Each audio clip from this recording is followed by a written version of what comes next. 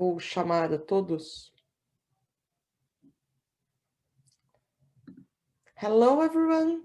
I think everybody's returning back after our really short break to just a time to have a glass of water, just to breathe a little. Our discussions are really interesting today. And going on, we're going to discuss technological transitions and its impacts in sustainable development and relations of China and Latin America. Of course, sustainable development is an urgent matter that we are discussing today. Our technology could be also an enabler or a barrier in terms of impacts in our society. As we have been discussing since yesterday, technology could be an enabler for growing, for an economy growing and for equality, but also could have negative impacts such as in work, as we saw yesterday, in growing inequalities and growing precarization of work. And of course, we have also positive impacts of the technological inclusion in terms of, for example, access in mobility services, smart city services that could enhance sustainability, not only in economical terms, but also social and environmental positive impacts. So to discuss these issues today, we have Professor Julián D. Cortés Sánchez, Universidad del Rosario, Colombia, and also invited researcher from FDDI. After Professor Julián, we are having the presentation from Professor Daiele Mantovani. She is assistant professor at the School of Economic Business and Accounting of the University of São Paulo.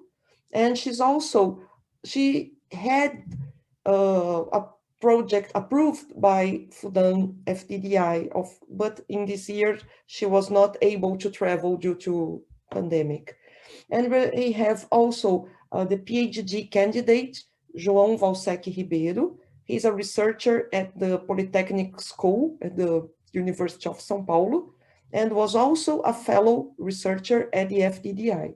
And Professor Xipei Dan, he's also going to present in our session.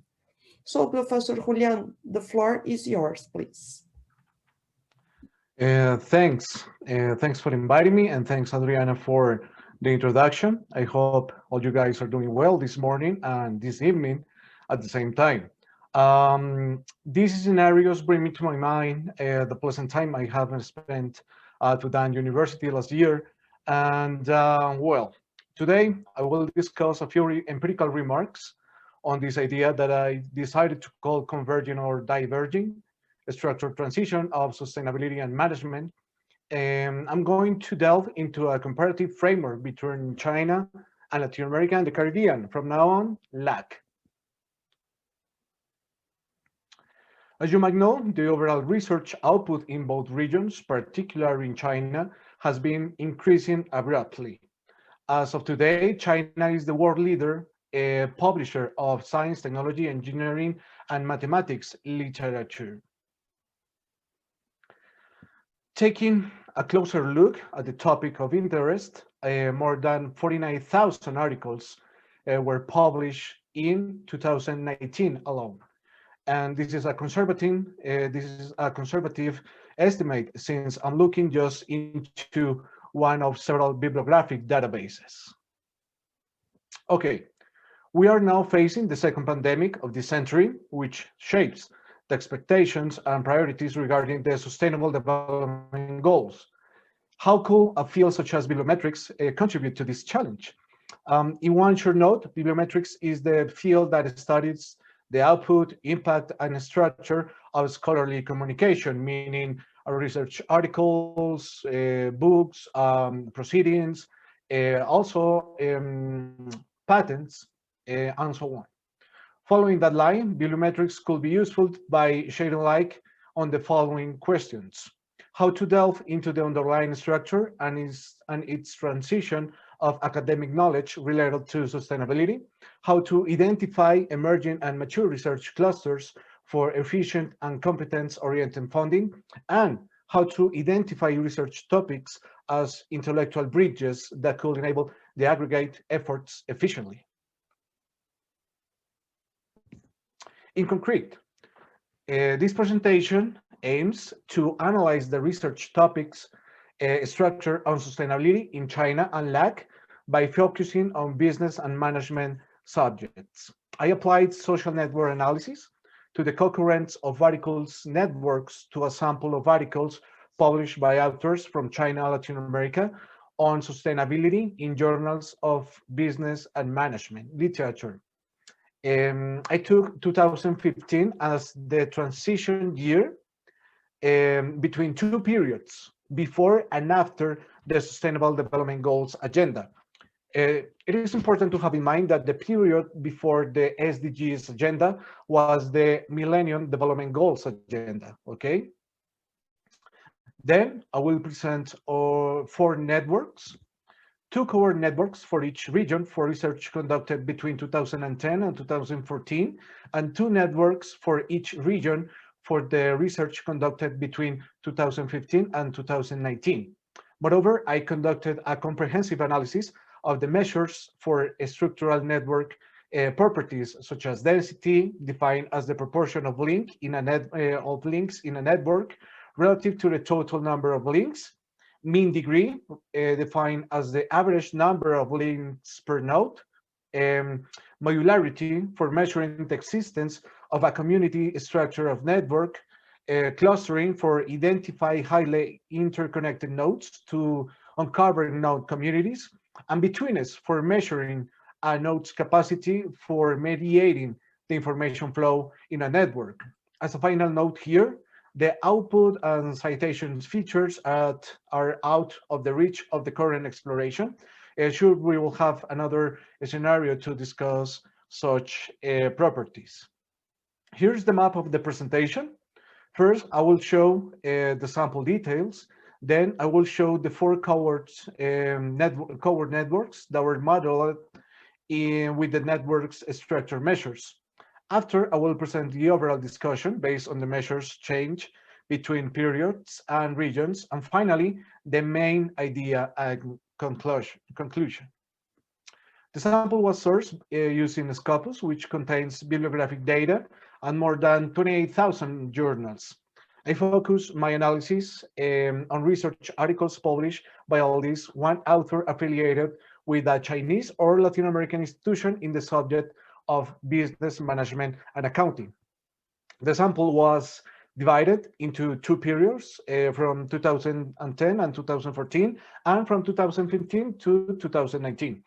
I used a previous study that identified key terms related to sustainability and management, and the sample was filtered to the top 10 journals for each region in terms of output.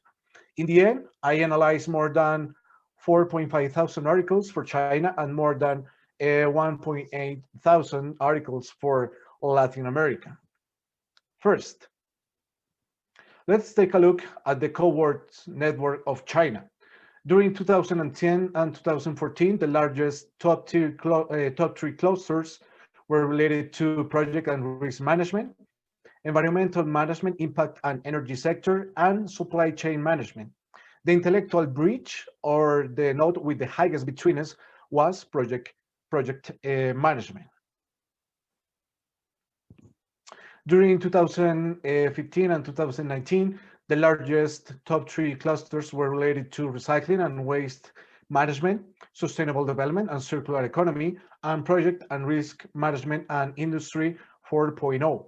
The intellectual bridge was sustainable development. Regarding China transition, the largest clusters changed substantially, focusing on project and risk management to a topic related to recycle and waste management, a similar pattern regarding its intellectual bridges in both periods. In general, sustainability-related topics were more visible during 2015 and 2019, regardless of that it was preceded by 15 years of MDG's global agenda. Now, let's take a look at the Latin American covered networks. In 2010 and 2014, the top three largest clusters were environmental management and impact, cleaner production, and sustainable development in developing countries. The intellectual bridge was developing countries studies. Since then, the incidence of the MDGs agenda and the lack in Latin American region is evident compared to China. During 2015 and 2019, the top three largest clusters were related to supply chain management and cleaner production for sustainable development, circular economy and climate change, and construction industry and environmental impact. The intellectual bridge was sustainable development. Now, the sustainability agenda had permeated the largest cluster and the intellectual bridge completely. In other words, both MDGs and SDGs agenda influenced the research path in Latin America. It is important to recall two historical events. Brazil has held two Earth summits in 1992 and 2012. Those global events to discuss, design, and monitor international agreements on patterns of production, alternative source of energy, public transport emissions, and water governance have shaped the research efforts and output in Latin America, following by China. Now, let's zoom out and take a broader perspective of the network's structure. As we can see in the blue bars, the number of keywords has been increasing over the years, independently of the region observed. I'm talking about more than 100% increase for Latin America and more than 500% for China. Despite the mean degree, the remainder measures are increasing. Regarding the number of clusters, most of the emerging keywords are forming cohesive clusters. Those new clusters are joining already mature clusters, thereby fostering the increase of the average link by node. Nevertheless, the network's density and modularity have decreased, which means networks have an open structure. Let's discuss this a little bit. The densest network was that of Latin America in 2014 and 2019, with 1% of the network wholly connected.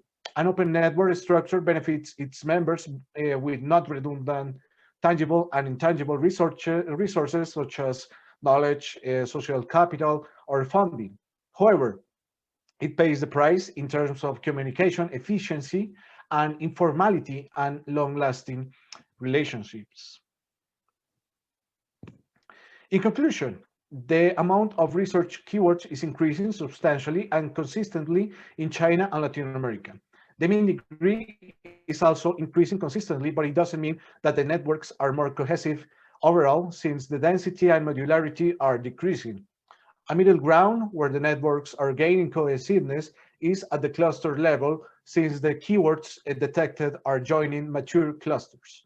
They can also be organized into fewer clusters. Regarding research topics, the MDGs agenda influenced Latin America research at an earlier stage than China's.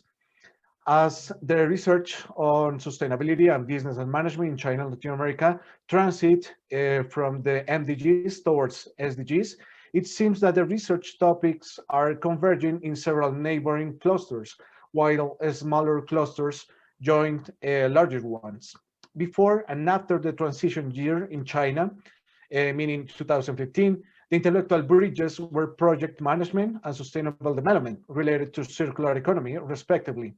And in Latin America were developing countries studies and sustainable development regarding supply chain management and cleaner production. Bottom line, the transition year 2015 showed an advantage for Latin America regarding familiarity and experience in entering the sustainability agenda. China then followed Latin America. More research keywords are emerging as time passes, but they are joining mature research clusters instead of forming new clusters. Nevertheless, the networks show an open structure that benefits its member with non-redundant, tangible and intangible resources.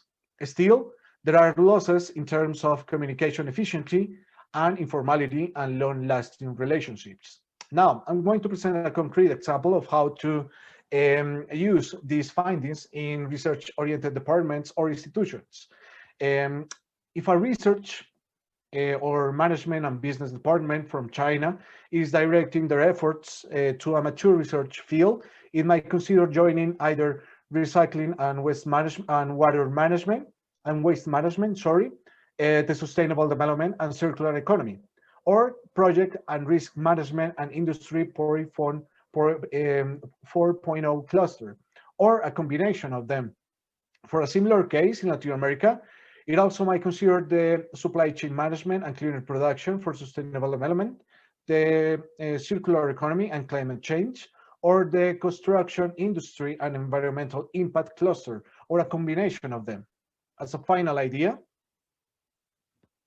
the other day I saw two people talking about humanity's future and how post-humanity will like in 100 years. One of them answered, all of that is just a waste of time if we cannot solve the environmental degradation and climate change problems in the following 30 years. Here we outline and discuss a few inputs to those problems for China and Latin America mainly. I'm open to keeping working collectively in any of those paths. I'm Julián Cortés, and thanks for listening today. Okay, thank you very much, Professor Julián. It was really insightful presentation with a lot of data and a really interesting, very wide bibliometric study, really interesting.